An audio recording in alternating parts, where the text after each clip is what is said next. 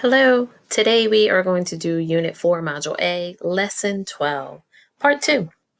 After you type your name and today's date on this slide, let's move on to our objective slides. Our objectives today is to determine character motivations based on their actions, their words, their thoughts, their wants, their needs, and we're also going to use text evidence to support our claim. As to how characters in the story respond to challenges, as well as summarize the text. We are looking at our building understanding page. We are going to use details from the text to understand the effect Columbus had on the native societies he encountered. Remember that word encountered means to meet. So when we look at this story, we're going to look at how the natives responded to meeting Columbus for the first time and how Columbus responded to meeting other natives in the story.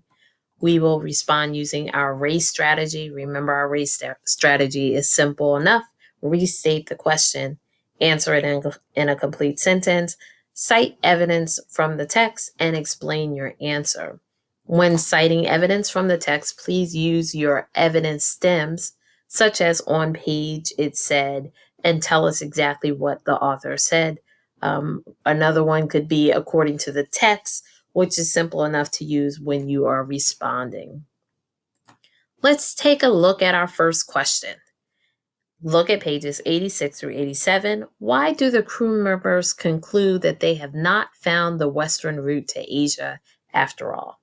I know that I'm going to restate this question in my response, and let's look at our restatement. Remember, we're pulling out keywords from this question, and we're going to start it off with something that makes it not a question, but a statement. The crew members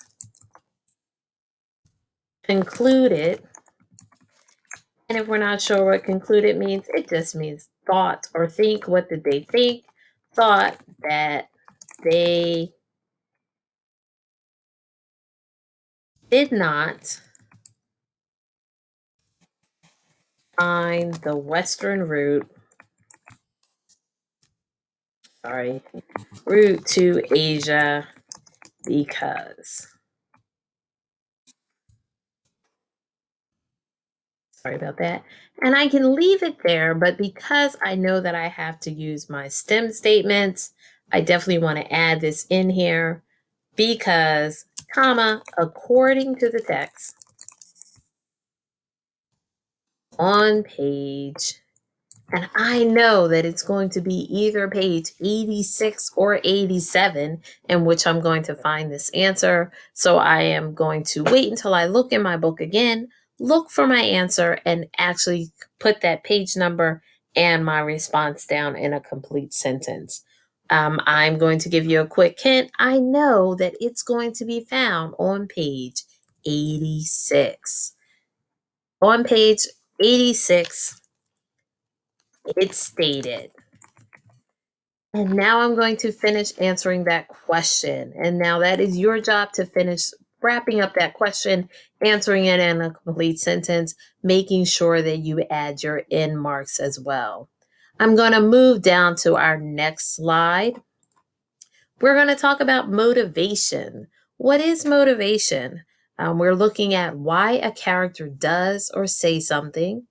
And how does that tie into what that character wants or what that character needs? And it's often linked to a problem in a story.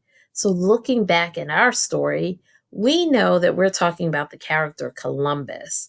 What does Columbus want? Why is he on this exploration? If you go back a couple pages, you know that Columbus is trying to explore new land and new territory for his home country of, does anybody know his home country of Spain? You're right, his home country of Spain. So he's trying to explore new lands and take over new lands and new territories for his home country. What does he need? We know that Columbus met some native people in the previous reading. We also know that he had given them I wouldn't say junk, but things that were not as valuable to them. And he gave it to them for a trade. So now we're going to look again. He's meeting more native people. We're going to look at his motivation. So let's move on down to the next slide, which is our text talk, character motivation. Remember that motivation is the reason behind an action. An author may choose to state a character's motivation, but is more likely to provide hints and clues, allowing the reader, and that's you, to draw inferences. Remember, inferences is using what you know, using what you read to come up with a reasonable explanation or hypothesis about what's going to happen. So, this is what your task is for today. It states in blue, I want to record the character's actions and motivations behind them. I will focus on the first paragraph on page 85. In the action column, I list actions in order. The first one is when Columbus cuts the strap of the speechmaker's necklace.